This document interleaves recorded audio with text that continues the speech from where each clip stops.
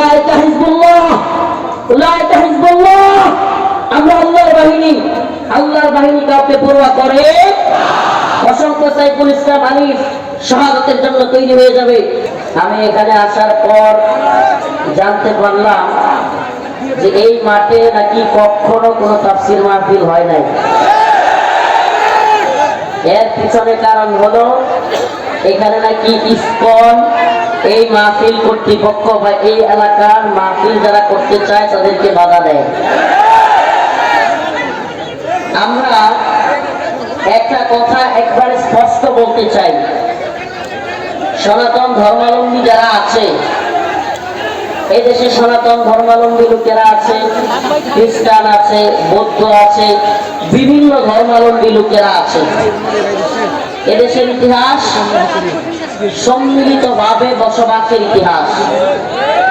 সবাই মিলেমিশে এদেশে থাকবো, এতে আমাদের কোনো আপত্তি নেই, কোনো সমস্যা নেই। আমাদের বিভিন্ন বাজারে, হাটে ঘাটে বিভিন্ন সনাতন ধর্মাবলম্বী ব্যবসায়ীরা আছে, আছে না নাই? আমরা কোনোদিন কোনো বাজারে কোনো সনাতন ধর্মাবলম্বী কিংবা ভিন্ন ধর্মাবলম্বী কারো দোকানে গিয়ে হামলা করছি? করি নাই।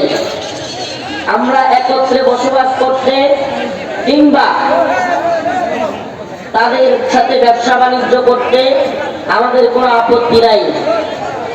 কিন্তু যদি সনাতন ধর্মাবলম্বীদের কোন সংগঠন মুসলমানদের বিরুদ্ধে উগ্রতা দেখায়, মুসলমানদের দোকানপাটে হামলা করার দুঃসাহস করে, প্রকাশ্য দিবালোকে আদালত চত্বরে মুসলমানদের পিপিকে, অ্যাডভোকেটকে কুপিয়ে হত্যা করার দুঃসাহস দেখায়, তাহলে আমরা বলি সেই সমস্ত উগ্র হিন্দুত্ববাদী ইসকনকে বাংলাদেশ থেকে বিতাড়িত করবার জন্য যা করা প্রয়োজন আমরা তাই করবো ইনশাআল্লাহ।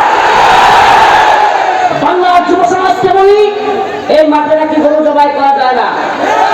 আমি বলছিলাম কমিটিকে গরু নিয়ে আসেন, আজকে ওপেন জবাই করা হবে। আপনারা আপনাদের ধর্ম পালন করবেন, আপনাদের ধর্ম পালনে আমরা বাধা দিই না। আপনারা আমাদের গরু জবাই করতে দিবেন না। আমাকে দেখান আপনাদের সনাতন ধর্মের কোন কিতাবের মধ্যে আছে, কোন গ্রন্থের মধ্যে আছে ত্রিপিটক,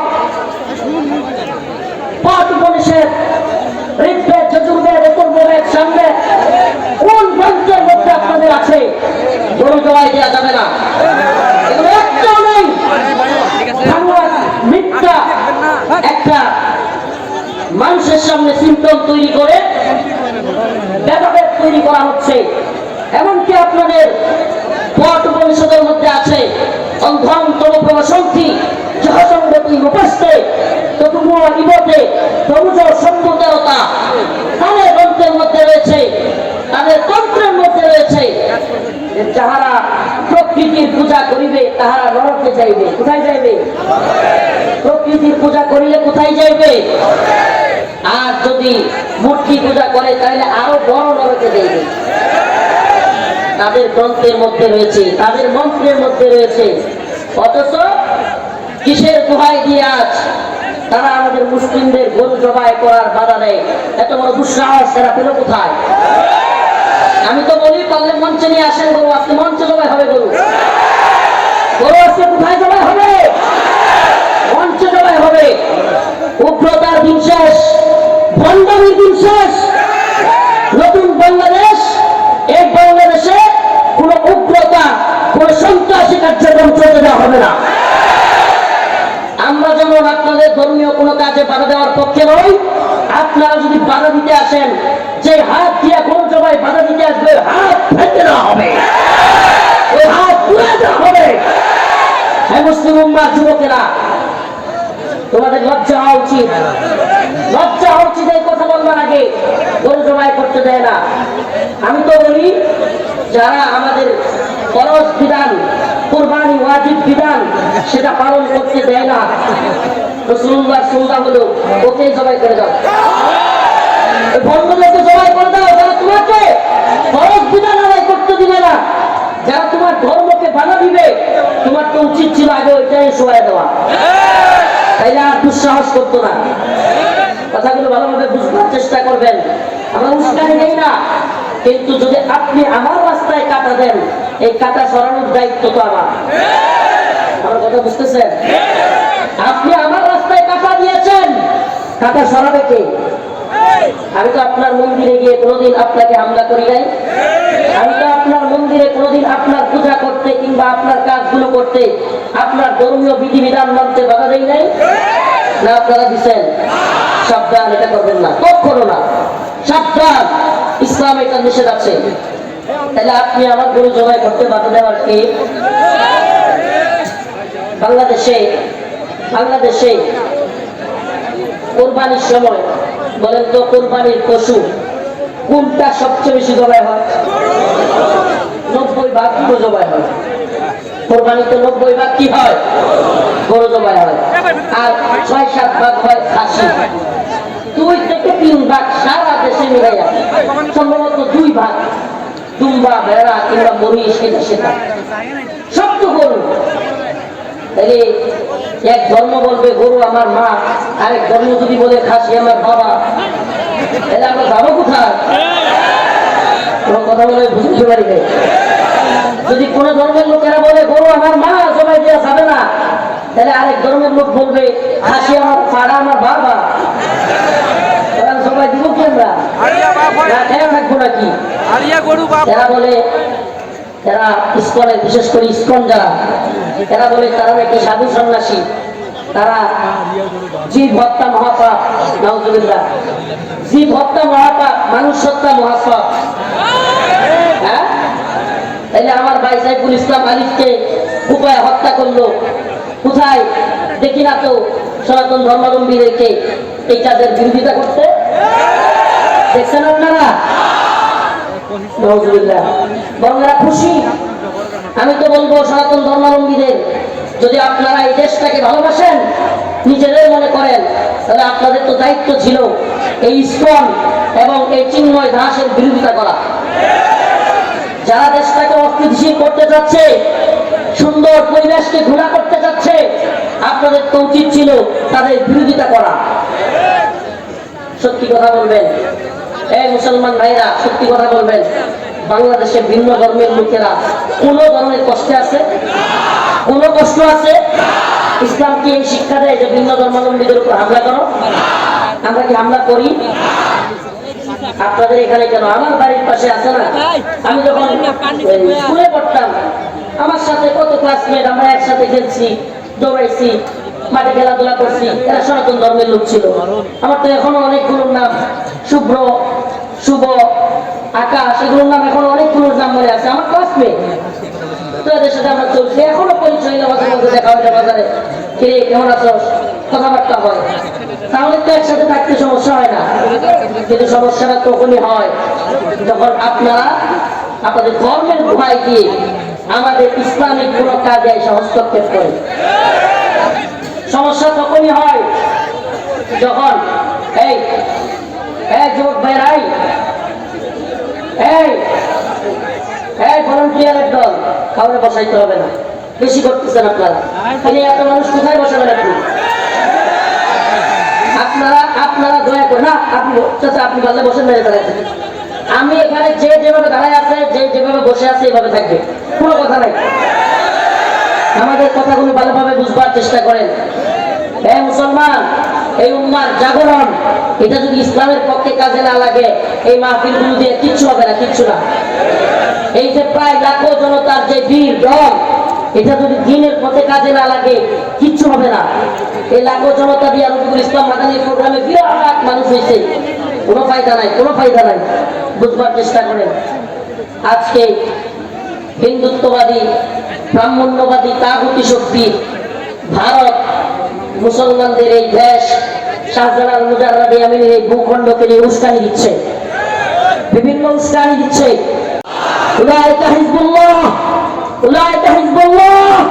আমরা আল্লাহর বাহিনী, আল্লাহর বাহিনী কাউকে পরোয়া করে? অসংখ্য সাইফুল ইসলাম আলিফ শাহাদাতের জন্য তৈরি হয়ে যাবে, অসংখ্য আবরার ফাহাদ শাহাদাতের জন্য তৈরি হয়ে যাবে। ও উম্মার যুবকেরা, আজকের এই ঐতিহ্যবাহী খানসামা মাঠ, রামকোলাহাট মাঠ, দিনাজপুরের যুবকদেরকে বলি, প্রিয় যুব সমাজ, অনেক নিরীহ হিন্দু সনাতন ধর্মাবলম্বীরা আমাদের বক্তব্যকে ভুল বুঝে, তাদের উদ্দেশ্যে বলি, বিশ্বাস করেন আপনাদের নিয়ে আমাদের আপত্তি নেই, আপনাদের নিয়ে আমাদের বক্তব্য না, কিন্তু কি বলবেন, একটা সংখ্যাগরিষ্ঠ মুসলিম রাষ্ট্রে দিনে দুপুরে আদালত চত্বরে কুপিয়ে রাষ্ট্রীয় পিপিকে হত্যা করে ফেলতেছে। আমাকে বলেন, আপনি যদি উচ্চারণ পক্ষে থাকেন, তাহলে আপনার চাইতে বড় সন্ত্রাসী আর কেউ নেই।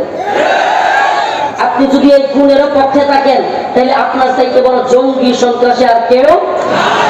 আপনাদের যদি কেউ তার বিরুদ্ধে থাকেন, এই হত্যার বিরোধিতা করেন, তাইলে আমরা আপনাদের পক্ষে আছি, সমস্যা নেই, কথা ভালোভাবে বুঝবার চেষ্টা করেন। কিন্তু এদেশে আপনারা দাঙ্গা লাগানোর চেষ্টা করবেন, মনে করবেন ভারত আপনাদেরকে আইসা ক্ষমতায় বসায় দিবে, আপনারা মুসলমানদের উপর শাসন করবেন, এই স্বপ্ন দেখিয়েন না। ভারতের বুক মাথা থেকে নামান, ভারতের বুক মাথা থেকে নামান, কথা ক্লিয়ার। এটা আমাদের দেশ, আমরা মিলেমিশে বসবাস করব, কিন্তু ভারতের বুক থাকবে, শরীরটা থাকবে, দেহটা থাকবে বাংলাদেশের দিনাজপুরে, কিন্তু মনটা থাকবে ভারতে, তাইলে কিন্তু হবে না। শরীর থাকবে দিনাজপুরে আর মন থাকবে কোথায়? দিনাজপুরে যদি ভারতের দখলে চলে আসতো, তাইলে তো আমরাই হুজুর ঘরে শাসন করতাম, এই চিন্তা থাকবে, তাইলে বুঝবেন আপনাকে ছাড় দেওয়ার মানসিকতা আমাদের নেই, কোনো ছাড় পাবেন না। আর যদি মিলেমিশে বসবাস করতে চান, তাইলে আপনারাও ইসকন এবং চিন্ময় কুমার দাসের বিরোধিতা করেন, ইসকনের বিরোধিতা করেন।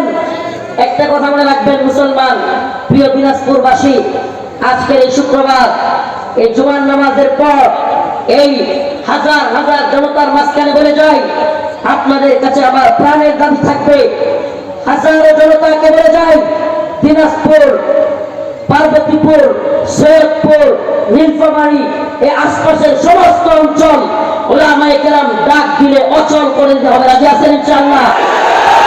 ইসকনকে নিষিদ্ধ না করে আমরা থামবো না ইনশাআল্লাহ, ইনশাআল্লাহ।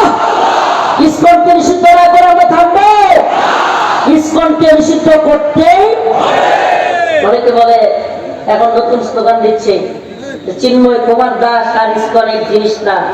আমি তো বলি রংপুরে যে কয়েকদিন আগে চিন্ময় কুমার আসলো, তাইলে এতগুলো মানুষ সব কি চিন্ময়ের পোলা পায় নাকি? হ্যাঁ, রংপুরে যে সমাবেশ করলো, চিন্ময় আসলো, কি পরিমাণে সনাতন ধর্মাবলম্বীরা হইলো, সব কি এই চিন্ময়ের ডাউনলোড করা নিজের ঘরের সন্তান নাকি? হ্যাঁ, তাহলে আপনারা তারা সাপোর্ট দিচ্ছেন, দিচ্ছেন কি দেন নাই? চট্টগ্রামে লক্ষ লক্ষ সনাতন ধর্মাবলম্বীরা তার পক্ষে দাঁড়ায় যায়, আবার আপনারাই বলেন চিন্ময় আমাদের কেউ না, খেলার নাম বাবাজি। এখন যখন দেখছেন ভিতরে বেড়ে গেছে, চিন্ময়ের জায়গা দিয়ে ইসকনে ধরছেন। আমরা বলি এই দেশকে যারা অস্থিতিশীল করতে চায়, প্রত্যেককে আমরা উচিত জবাব দিব ইনশাআল্লাহ। আরেকটা কথা বলি, বিভিন্ন দলের নেতা কর্মীরা এখানে আছেন, দলের দলান্ত হইেন না, দলের গোলামি করিয়েন না। এই আওয়ামী লীগ খালি ভারত ইন্ডিয়ার দালাল না, আওয়ামী লীগের মতো আরো নতুন দালাল সাজবার জন্য, ক্ষমতায় আসবার জন্য নতুন দালাল তৈরি হয়ে যাবে। ক্ষমতার দালালি করিয়েন না, দেশটাকে বুঝবার চেষ্টা করেন। ইন্ডিয়া যেইভাবে উস্কানি দিচ্ছে, খোদা না করুক এক ভয়ঙ্কর মেসাকারের দিকে যাচ্ছে দেশ। এরা টার্গেট কিলিং শুরু করেছে, টার্গেট কিলিং। ছাত্র সমন্বয়কদের যদি গাড়ি চাপা দিয়ে মারতে চাইতে পারে, রফিকুল ইসলাম বাগানদেরকে, হারুন ইজাদদেরকে মেরে ফেলবে, এটা কোনো ব্যাপার? আমাদেরকেও গাড়ি চাপা দিয়ে দিতে পারে, আমরা এগুলো পড়ুয়া করি না। জেল, জরিমানা, রিমান্ডকে মেরে ফেলবে, এগুলোর চিন্তা ভয় আমরা করি না। কিন্তু এই জাতিকে সজাগ করে যাই, ও আমার জাতি, এই গদ বাজা ওয়াজ মাহফিল, একটু আসলাম, ভাইরাল বক্তা দেখলাম, এই চিন্তাটা একেবারে মাথা থেকে জেরে ফেলে দাও। একটু উম্মার চিন্তা, জাতির চিন্তা মাথায় ঢুকাও, দেশের চিন্তা মাথায় ঢুকাও। যদি না ঢুকাও, কাশ্মীর আরাকান উইগুরের মতো মাইর খাওয়ার জন্য তৈরি হও। এক কাশ্মীরে 10,000-এর অধিক আমাদের মা বোনদেরকে ইন্ডিয়ান সেনাবাহিনী দর্শন করছে 10,000-এর বেশি, কয় হাজার। অতএব ইতিহাস একটু জানা দরকার, ইতিহাস একটু পড়েন।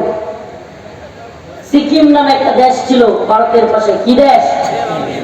হায়দ্রাবাদও আলাদা দেশ ছিল, আজকে ওগুলো আলাদা কোনো দেশ নাই, ভারত ওগুলো দখল করে ফেলছে। কিভাবে দখল করছে? আগে ওই দেশের বিরুদ্ধে একটা অস্থিরতা তৈরি করছে, অস্থিরতা তৈরি করে সেখানে হট্টগোল তৈরি করে তাদের প্রশাসন দিয়া দখলে নিয়ে গেছে। আজকে সেই একই ষড়যন্ত্র বাংলাদেশ নিয়ে শুরু হয়েছে, একই ষড়যন্ত্র সেম। অথচ বৃহৎ বৃহৎ রাজনৈতিক দল, এতদিন তো আওয়ামী লীগকে বলতেন ভারতের দালাল, এটা সেটা, তাহলে এখন আপনাদের কি হয়ে গেল গা? কোন একটা দলের মুখ দিয়া শুনি না যে ইসকন নিষিদ্ধ করা হোক, শুনছেন আপনারা? এই বিএনপির মুখ দিয়ে আজ পর্যন্ত শুনছেন? মির্জা ফখরুল ইসলাম ওনাকে দেখলাম এখন প্রথম আলো আর ডেইলি স্টারের পক্ষে সামসামি শুরু করছে, দেখলাম শুরু করে দিছে। আমরা বলি শুনেন, আপনারা যখন মাইর খেয়েছেন, আওয়ামী লীগ যখন আপনাদেরকে নিষ্পেষণ করছে, মামলা দিছে, জুলুম করছে, আমরা কিন্তু আপনাদের পক্ষে ছিলাম। কথা বলতে ছিলাম কি ছিলাম না? এই বিএনপি নির্যাতনের বিরুদ্ধে, আওয়ামী লীগের বিরুদ্ধে আমরা দাঁড়াই নাই, দাঁড়াই নাই, জেলে যাই নাই, রিমান্ডে যাই নাই। আপনাদের উপর জুলুম হয়েছিল, আমরা আওয়ামী লীগের বিরুদ্ধে গিয়েছিলাম। কিন্তু সাবধান, আওয়ামী লীগ যেই ভুল করেছিল বাংলার জমিনে, একই ভুল আপনারাও করিয়েন না, লাথি খাইতে বেশি সময় লাগবে। আজকে বলতেছি কথা, কিন্তু মনে রাখবেন, আওয়ামী লীগের পরিণতি যদি ভোগ করতে না চান, ভারতের দালালি ছেড়ে দেন, ভারতের দালালি ছেড়ে দেন। ইসকন নিষিদ্ধ হোক, এই কথাটা মুখ দিয়ে বের করতে পারে না এরা। ও মুসলমান ইমানদার, ও মুসলমান ইমানদার, এদেশে অনেক ক্যাপ্টার মুনাফিক আছে, আপনারা নারাজ হয়েন না। অনেক সাধারণ নেতা কর্মী আছেন যারা জেল খাটছেন, বিভিন্ন জুলুমের শিকার হয়েছেন বিএনপি আওয়ামী লীগ সরকারের আমলে, তারা নারাজ হইতে পারেন, কিন্তু কষ্ট নেবেন না। একটা কথা বলি, সাধারণ কর্মী থেকে নিয়ে তৃণমূলের কিংবা মধ্যম শ্রেণীর কর্মীরা জেল খাটছে, জুলুমের শিকার হয়েছে সত্য, কিন্তু সিনিয়র লেভেলের অনেক নেতা আওয়ামী লীগের এবং ভারতের দালালি করছে, আওয়ামী লীগের এবং ভারতের দালালি করছে। এরাই এখনো পর্যন্ত ভারতের এবং আওয়ামী লীগের দালালি করেই যাচ্ছে। এদের জন্য এখন আওয়ামী লীগকে নিষিদ্ধ করা যাচ্ছে না। গতকালকে একটা টক শোতে দেখলাম, ফেস দ্য পিপলের একটা টক শোতে প্রধান উপদেষ্টার প্রেস সচিব তিনি বলতেছেন যে রাজনৈতিক দলগুলো একটাও ইসকনকে নিষিদ্ধ করার পক্ষে না, রাজনৈতিক দলগুলোর একটাও ইসকন নিষিদ্ধের পক্ষে না। আপনি কল্পনা করতে পারেন, অথচ যে ইসকন দেশ ভাগ করতে চায়, যে ইসকন দেশকে ভারতের গোলাম বানাইতে চায়, যে ইসকন দেশকে একটা খরব রাজ্য বানাইতে চায়, সেই ইসকনকে নিষিদ্ধ করার কথা বলবার হিম্মত করতে পর্যন্ত পারতেছে না। কল্পনা করতে পারেন? এই আমাদের কথা বুঝার চেষ্টা করেন, বুঝার চেষ্টা করেন।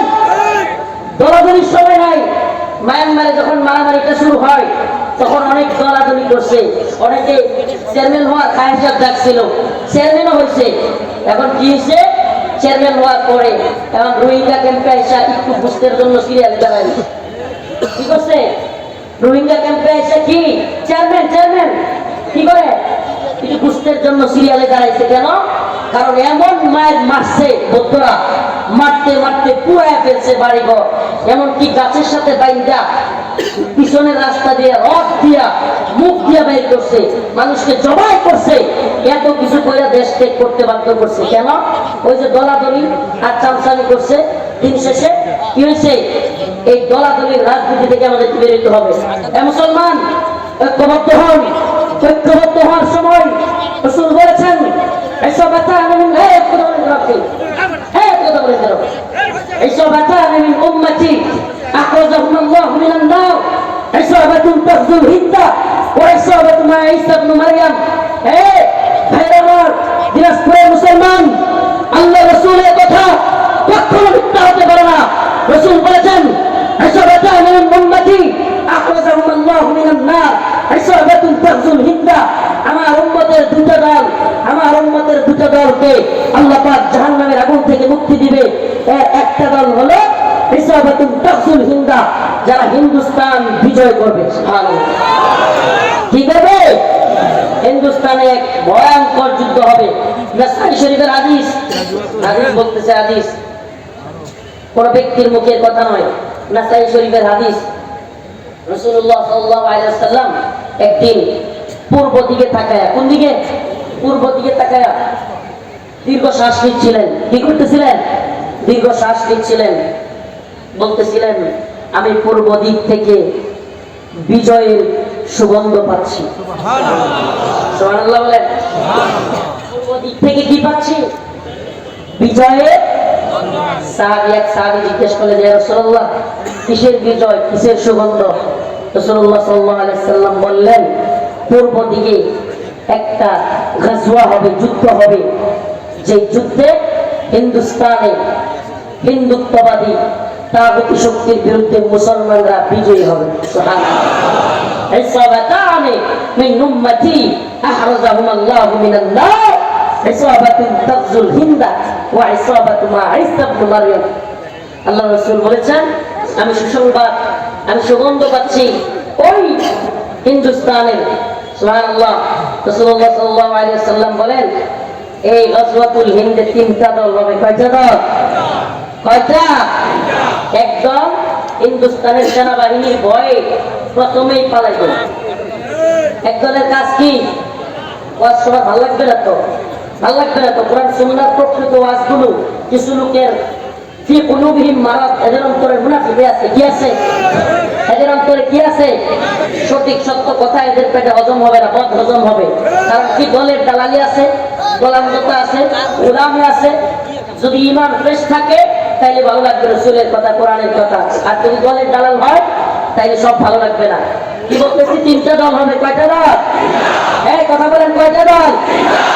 একটা দল প্রথমেই হিন্দুস্তানে, এই আমার কথা না, এটা রাসূলের কথা, হিন্দুস্তানের বৃহৎ সেনাবাহিনী যেটা, এই দল প্রথমেই দৌড় মারবে।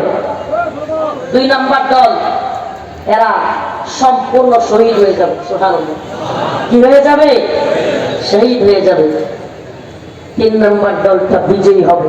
শুধু বিজয়ী নয়, রাসূল সাল্লাল্লাহু আলাইহি ওয়াসাল্লাম বললেন, হিন্দুস্তানের বড় বড় নেতাদেরকে মাথায় দইরা, বাপরির মধ্যে, চুলের মধ্যে দইরা তাইনা তাইনা আকসার দিকে, বাইতুল মুকাদ্দাসের দিকে নিয়ে যাবে। সুবহানাল্লাহ। সুবহানাল্লাহ। মিনাল মুমিনিনা রিজালুন সাদাকু মা আহাদুল্লাহ আলাইহি, মিনাল মুমিনিনা রিজালুন সাদাকু মা আহাদুল্লাহ আলাইহি, فمنهم من قضى نحبه ومنهم من ينتظر وما بدلوا تبديلا। আল্লাহ বলেন, একটা দল তোমাদের মধ্যে যারা কিনা শাহাদাতের জন্য আমার সাথে কৃত ওয়াদাকে পূরণ করেছে। কি করেছে? শাহাদাতের যে ওয়াদা ছিল আল্লাহর সাথে, সেটা কি করেছে? তারা পূরণ করেছে। ومنهم من ينتظر, আর একটা দল আছে যারা কি করতেছে? অপেক্ষা করতেছে। আমরা এই দুই দলের যে কোনো একজনে ঢুকবো ইনশাআল্লাহ। এই দুই দল কোন দল? একটা শাহাদাতের নজরানা পেশ করে ফেলেছে আবরার ফাহাদের দল, সাইফুল ইসলাম আলিফ ভাইয়ের দল। এই দল তাদের কৃত ওয়াদা আল্লাহর সাথে পূরণ করেছে। আরেকটা দল যারা কিনা অপেক্ষায় আছে, দ্বীনের পথে শহীদ হবে। তৃতীয় দল হলো মুনাফিকদের দল। এই দলে আওয়ামী লীগের লোক থাকতে পারে, বিএনপির লোক থাকতে পারে, হেফাজতের লোক থাকতে পারে। কথা কয় না? হ্যাঁ, জামাতের লোক থাকতে পারে। নিফাকের মধ্যে কে করে যাবে আল্লাহ জানে, কিন্তু আল্লাহ রাসূল বলেছে তিনটা দল হবে। একটা দল নিফাকের দল, আরেকটা দল শাহাদাতের দল, আরেকটা দল বিজয়ী হবে। আল্লাহ পাক আমাদের সবাইকে শহীদ এবং বিজয়ী দলে শরীক করুন। সবাই বলেন আমিন। এই জন্য দলান্ধতা, দলের দালালি বাদ দিয়া আল্লাহর দালালি করতে হবে। কার দালালি? দালালি হবে কার? গোলামি করবো কার? দলের গোলামি, নেতার গোলামি চলবে, গোলামি হবে কার? আল্লাহর গোলামি হবে। এই ভূখণ্ডে আমরা ইসলামকে বিজয়ী করবো ইনশাআল্লাহ। রাজি আছেন তো? আবার আখিরি পয়গাম, ইসকন নিষিদ্ধ হোক চাই কি চাই না? চাই কি চাই না? হাত উঁচু করতে হবে। লিল্লাহি তাকবীর, লিল্লাহি তাকবীর। বাংলাদেশে ইসকন, বাংলাদেশে ইসকন নিষিদ্ধ হোক, নিষিদ্ধ হোক, নিষিদ্ধ হোক, নিষিদ্ধ হোক, নিষিদ্ধ করতে হবে বাংলাদেশে ইসকন। রাজি আছেন ইনশাআল্লাহ? এইভাবে যখন দল বাদ দিয়া সবাই ইসলামের পক্ষে আমরা আওয়াজ তুলব, কিসের বিএনপি, কিসের হেফাজত, কিসের জামাত, আমরা সবাই মুসলমান, হাতে হাত রাখো, ঐক্যবদ্ধ হোক। ঠিক আছে ইনশাআল্লাহ? ঠিক আছে? আল্লাহ পাক আমাদেরকে দলের নেতা পীরের শায়েখের গোলামি বাদ দিয়া আল্লাহ গোলামি করার তৌফিক দান করুন।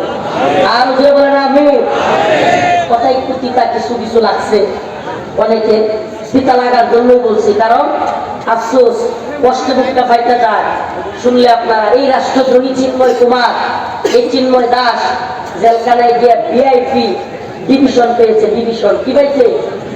ডিভিশন বুঝেন আপনারা? জেলখানায় ডিভিশন মানে হলো ওই বন্দির জন্য স্পেশাল চিকিৎসা, স্পেশাল খাবার। ওই বন্দি যে ডিভিশন পাবে তার জন্য সাধারণ বন্দিরা ঘুমাবে ফ্লোরে, ওই বন্দি ঘুমাবে খাটের মধ্যে। সাধারণ বন্দিরা চিকিৎসার জন্য সিরিয়াল ধরবে, তার জন্য চিকিৎসক নিজে যাবে। সাধারণ বন্দিরা মোটা মোটা চালের ভাত খাবে, মাঝে মাঝে পোকা থাকবে, কিন্তু ওই বন্দি যে ডিভিশন পায় সে খাবে চিকন চালের ভাত। আর চিন্ময় কুমার দাস পাইছে এই সুবিধা। কল্পনা করা যায়? কষ্ট কি লাগে না লাগে না? ইমান থাকতে কষ্ট লাগবে। এটা আমার ভাই কবরে, গুলি কেন বাহিরে? আমার ভাই কবরে, গুলি পায় ডিভিশন। কি একটা অবস্থা না? আমার ভাই এখন কবরে চলে গিয়েছে আর এরা ডিভিশন পায়। আসলে আমার নিজের ভাইকে বুঝতাম, এখন অনেকের বয়ানগুলো একটু বেশি করা লাগবে, ঠিক থাকবে, কিন্তু নিজের ভাই বেড়ে গেলে গা রফিকুল ইসলাম মাদানীর আজকের বয়ান সবচেয়ে ভালো লাগতো। কান্দে করে নাচতেন, নিজের ভাই মরে গেলে গা। নিজের ভাই মরে নাই তো আরেক মুসলমান বেড়া মরে গেছে না, আমার কি এই আমার কি আমার কি করতে করতে খুব সামনের গাড়ি অধিবাসী। আল্লাহ পাক বোঝার তৌফিক দান করুন। জোরে বলেন আমিন, আরো জোরে বলেন আমিন। ওয়া আখিরু দাওয়ানা আলহামদুলিল্লাহি রাব্বিল আলামিন। আমাদের বক্তব্যকে কেউ ভুল বুঝবেন না। আমি বলি নাই আগামীকালকে আপনারা এই আশপাশের মন্দিরে গিয়ে হামলা করেন, বলছি? কথা বলেন, বলছি? আমরা আমাদের বক্তব্যগুলো ক্লিয়ার রাখতে চাই। আমরা কোনো মন্দিরে হামলার পক্ষে নই, তেমনি ভাবে কোনো মন্দির ওয়ালারাও যেন মুসলমানদের কোনো কাজে বাধা না দেয়, আমরা এটা চাই। আল্লাহ পাক বোঝার তৌফিক দান করুন। অসুস্থ মানুষ, দীর্ঘ পথ পাড়ি দিয়ে আসছি, আপনারা আমার জন্য দোয়া করবেন, আমিও আপনাদের জন্য দোয়া করি। প্রিয় যুবকেরা, দেখা হবে ময়দানে, ওয়াজ মাহফিলে নয়। হিন্দুত্ববাদী ভারত যেইভাবে উস্কানি দিচ্ছে, যে কোনো সময় ওলামায়ে কেরাম ডাক দিলে ময়দানে নামতে রাজি আছেন তো ইনশাআল্লাহ? যুবক জীবন দিতে রাজি আছে তো ইনশাআল্লাহ? শাহাদাতুল নজরানা পেশ করার জন্য তৈরি থাকো। আসসালামু আলাইকুম ওয়া রাহমাতুল্লাহ।